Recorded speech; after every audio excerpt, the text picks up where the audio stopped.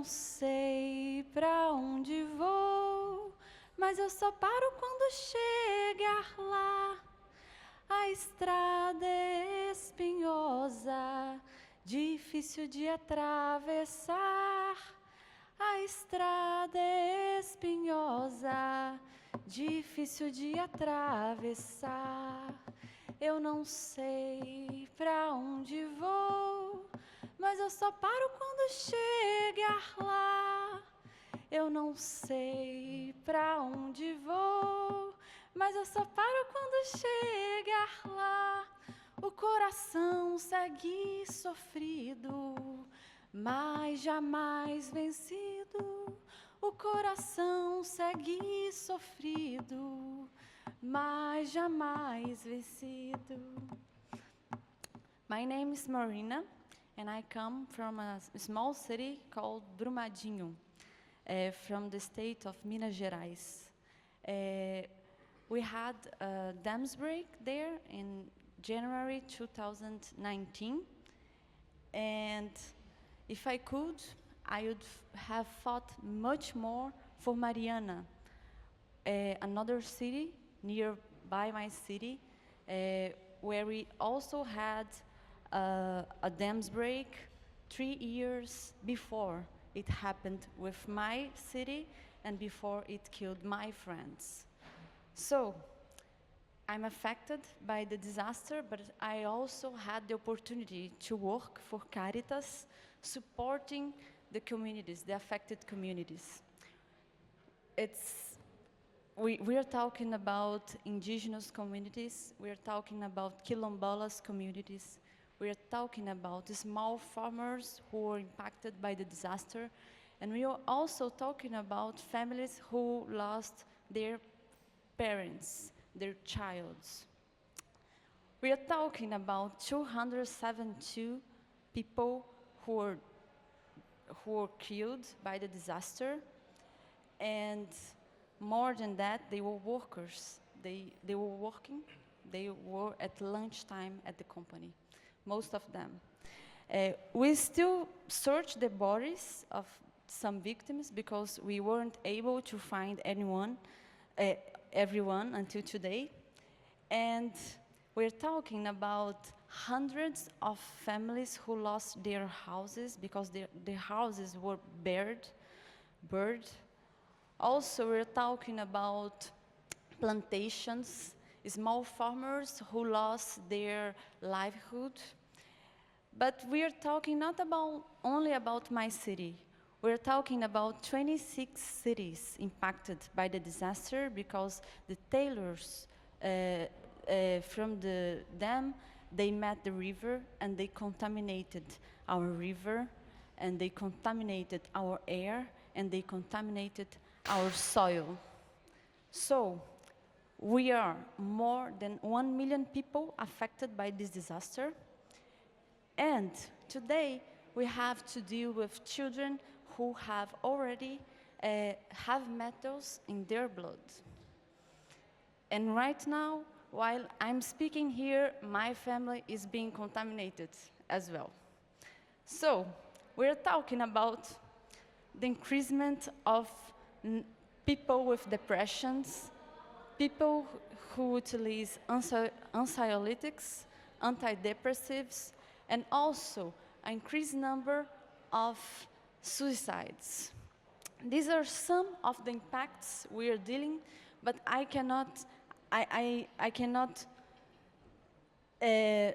have to mention also the criminalization of the human rights defenders in my region. And I'm an example, concrete, about that, because in the first semester of this year, I was part of an international delegation from Latin America, together with Mickael, and we were affected people from mining from different countries, Peru, Colombia, Brazil, Ecuador, and we talked with many international organizations, religious congregations, politicians at the Parliament, European Parliament, and we got to denounce the human and nature violations in our region.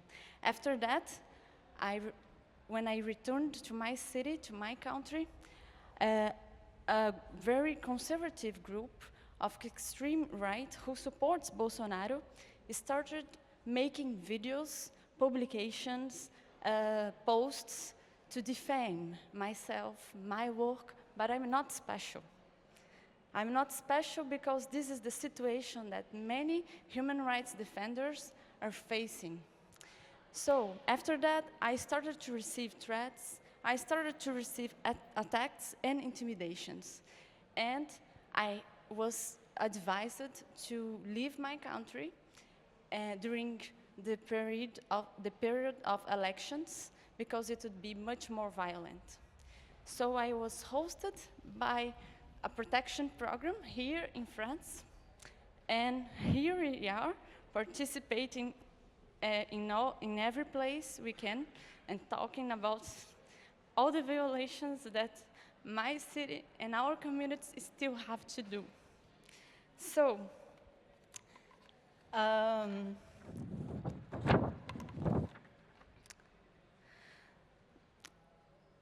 I also had the opportunity to do my master and to study the process of reparation of my city, because in 2020, Vale made a billionaire agreement with the state for the reparation of our communities.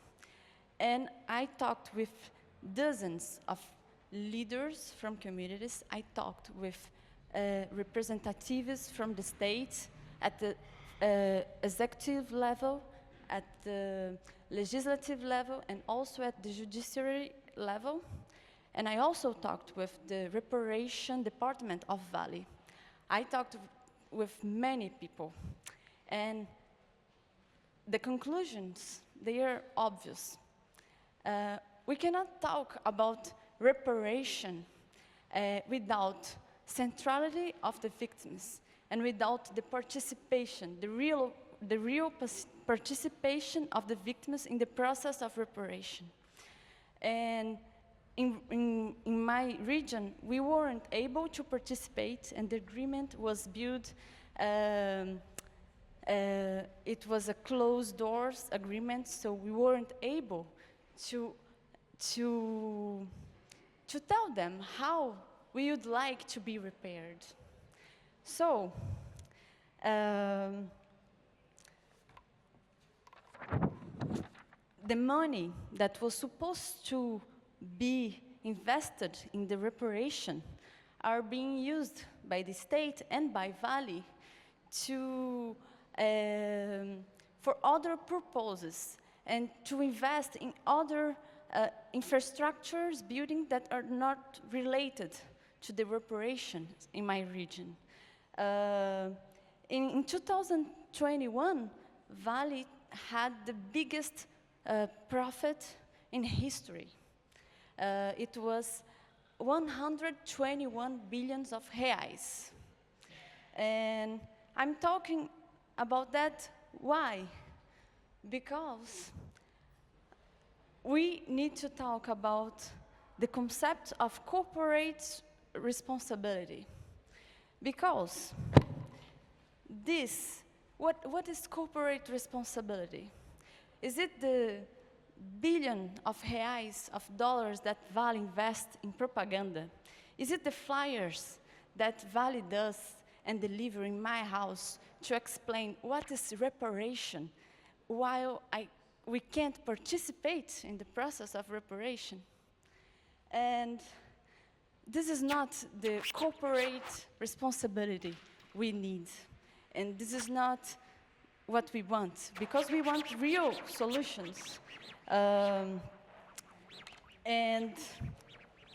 to finish my words, I just want to tell you, in 2019, I had the opportunity to participate in the regional consultation in Chile for business and human rights.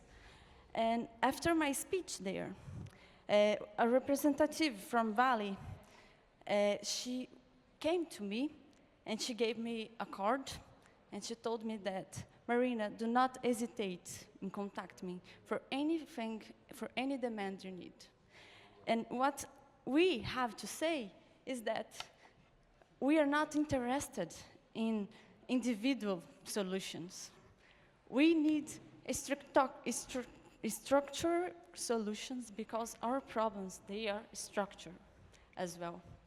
And this is not our fault because we know that companies, they take advantage in our countries, in Latin America, in Africa, because we have more fragile laws.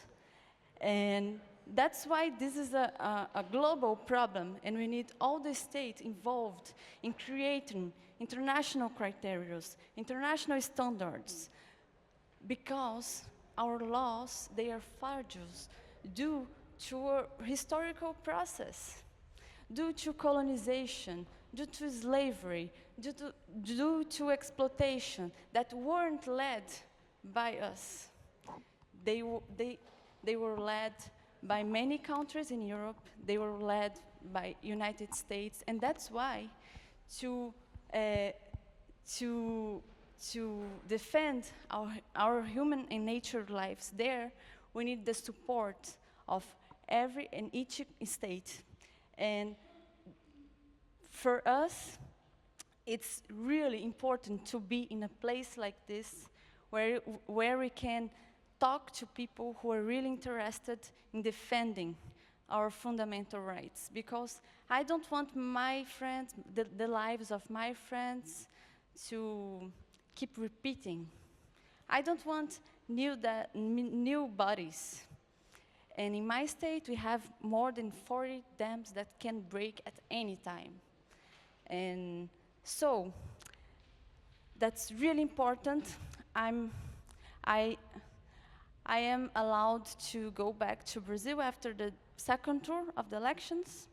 And so, next Sunday, Lula, he will win the elections, and I will be able to come back. And then, you know what we're going to do? We'll keep fighting to defend the human and nature lives.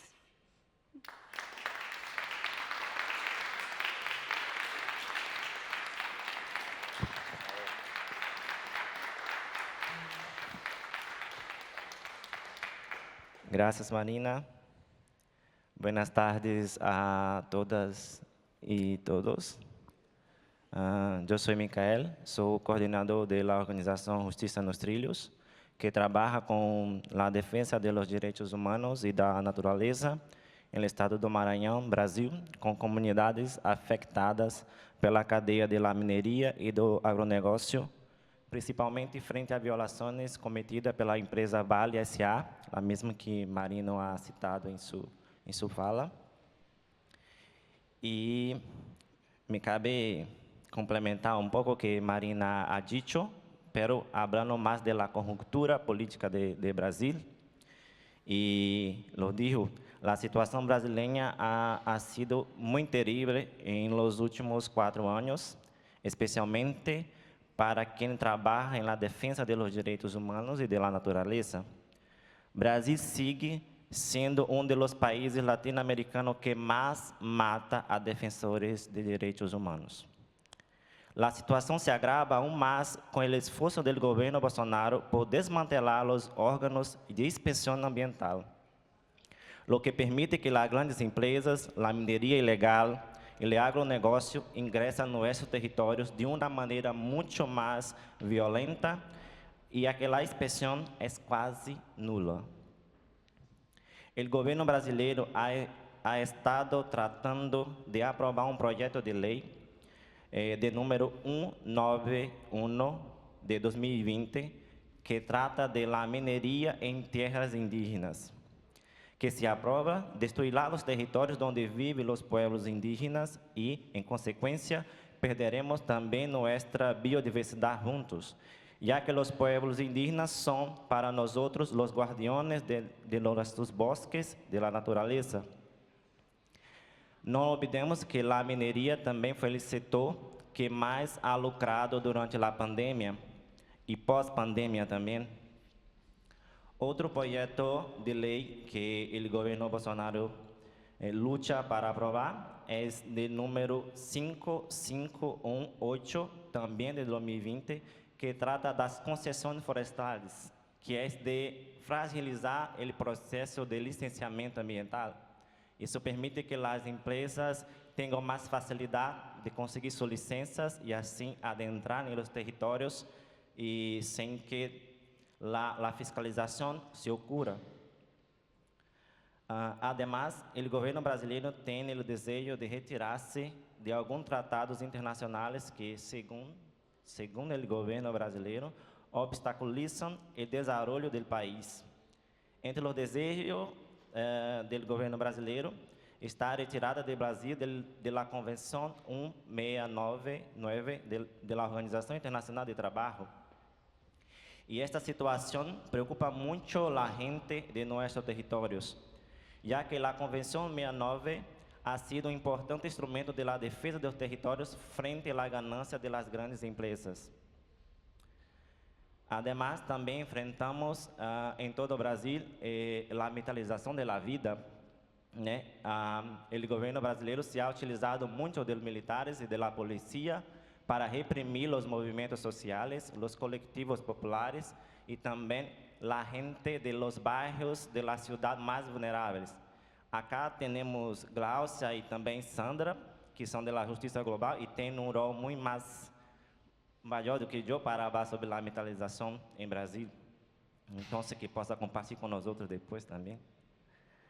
Antes de tudo isto, miramos de lejos o interesse do governo brasileiro de ingressar na OCDE, e isso não entra em nossa mente, porque para nós outros é impossível que o Brasil hoje cumpra com os requisitos exigidos para ser membro da OCDE, em especial os requisitos sobre o cuidado e preservação do meio ambiente e a segurança dos defensores e defensoras de direitos humanos e da natureza. Como é visto, Brasil não ha adotado políticas dirigidas a tal cuidado. Por contrário, vemos propostas de leis que ampliam aún mais as violações existentes. Bueno, não puedo também olvidar de falar da situação das eleições que ha passado em Brasil, porque também há muito nos preocupa. Por exemplo, o partido de Bolsonaro elegeu 99 deputados e toda a direita, o partido de direita de Brasil, se elegeu 273 deputados, mientras a esquerda ha elegido somente 138. Então, a partir de 2023, a direita e a direita extrema será a maioria no Congresso Nacional. Ante isto, nossa única esperança hoje é que Lula ganhe a eleição a presidente, porque se ocorre o contrário, não sei se nos próximos anos teremos a democracia em Brasil e tampouco teremos a Amazônia em pé.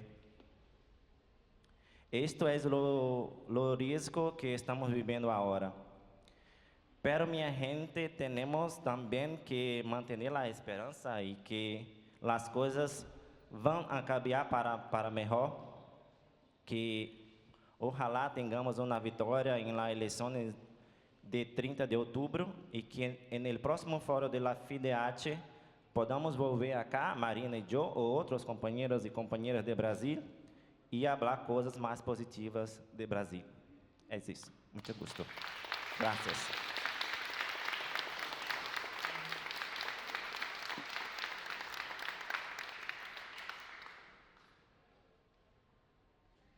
No, hasta hoy, no. We didn't have any responsibilization for the responsible people, neither from Vale and neither from Thritos, the German company which attested the stability of the dam 5 months before the collapse of the dam. So their process in Germany against Thritos, and their process also in Brazil, but we know that it's a long fight. Vale is always trying to change the level where the process is going to the national, to the state, and we are keeping fight for this kind of shoe. But we won't give up because, I mean, to responsabilize the companies is a way of protecting future impacted communities. So we'll keep doing this in the state level, in the national level, in the international level as well, as long as the violations continue. Thank you.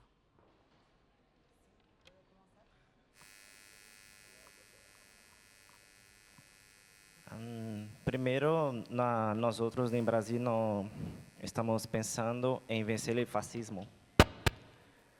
E claro que a luta para a responsabilização empresarial já hacemos há muitos anos, mas agora nossa principal preocupação é de vencer o fascismo. É nossa preocupação primeira. Depois, se Lula ganhe as eleições, nós outros vamos pressionar para que também se deseja que o Brasil permaneça com o ingresso na OCDE, que se hagam as mudanças necessárias, que se respeitem o meio ambiente, que se deixem de matar os defensores e defensoras de direitos humanos, que se de fato criem no Ministério de los Pueblos Originários, porque são eles que sabem como cuidar e como ser guardiões da Madre Terra. Então, essas são nossas preocupações. Primeiro, temos que vencer Lo sinto muito por não... Não estou preparado para tantas situações adversas acá. Mas é isso. Primeiro, temos que vencer o fascismo. At the international levels, there are also some initiatives that I would like to mention. First one is the due diligence law that is here in Europe level, but we also have some countries that are developing national laws, and this is very important to us because it's a way to responsibilize all the supply chain of companies. And yeah, I think you could help us in this way. But there is also the International Treaty, which is happening one session this week in Geneva. I'm going tomorrow to try to create international standards, international criteria to regulate transnational corporations. Because we know that Vale doesn't violate the human and natural rights in the same way in Canada like they violate in Latin America, in Africa. And why is that? Because our lives, we're not worth. So how can we change that? If we have international standards, we can make this inequality smaller. Another, for example, is the discussion in the trade agreement between Mercosur and European Union. In this sense, if it passes, it will increase the violations in Amazon, in countries of South America, because mining companies will increase the exploitation, and there are no mechanism to do sanctions. There are no mechanism to protect human rights in our region. There are also, for example, in the trade agreement, there are clauses that we can sell the agrotoxic that we produce here, and we are not allowed to eat it, to consume it here, but we are allowed to sell it for Latin America, for Africa, for example. So this is like basic stuff that you can help us at the international level. And I hope we can count in a president that defends our country and our people, but at the same time, it's very helpful if you can be enrolled in these initiatives, like, for example, the initiative of OCDE to demand to Brazil to follow some minimum standards before accepting Brazil to the OCDE. So there are a bunch of initiatives at the international level.